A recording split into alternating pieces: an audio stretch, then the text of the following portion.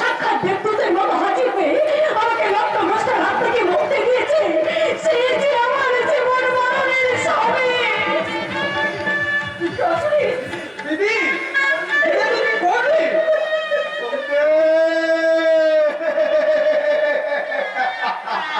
বুকের ভেতর লাভার স্রোতের তালাটা একটু একটু করে কমতে।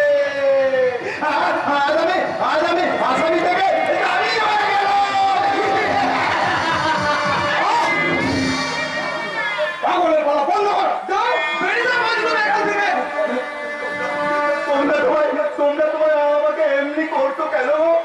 দেখো না, দেখো আমি কেবল অনেক শান্ত হয়ে গেছি। আসলে আসলে ওই ইঞ্জেকশনটার জন্য ওই ইঞ্জেকশনটার কথা মনে পড়লে না না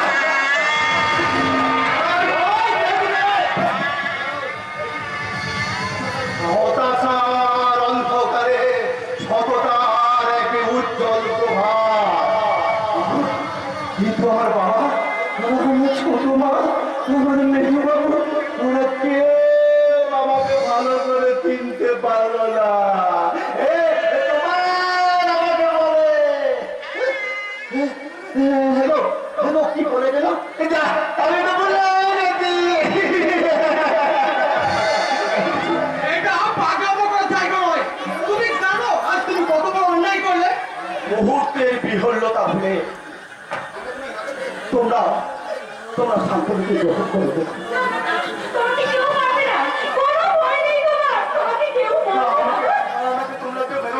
আমাকে তোমরা কেউ মেরো না। জানো আমার মেজো বাবু আর আমার ছোট মা আমাকে চাবুকের পর চাবুক মেরে আমার পিঠে কেমন টালছিটে ফেলে নিয়েছে। দেখবে দেখবে দেখো দেখো দেখো না দেখো।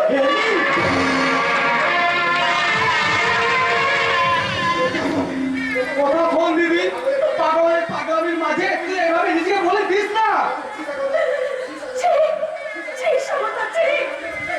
আমাকে আপনার এইভাবে নিজেই শাস্তি বলবেন না। মহাভারত যখন হয়েছে তখন উনি আমার স্বামী, আমার ইহকালের পরকালের দেবতা।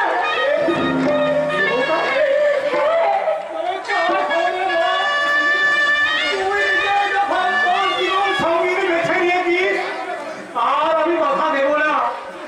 এই পাগলের হাতে আর তোকে আমি সব প্রদান করলাম।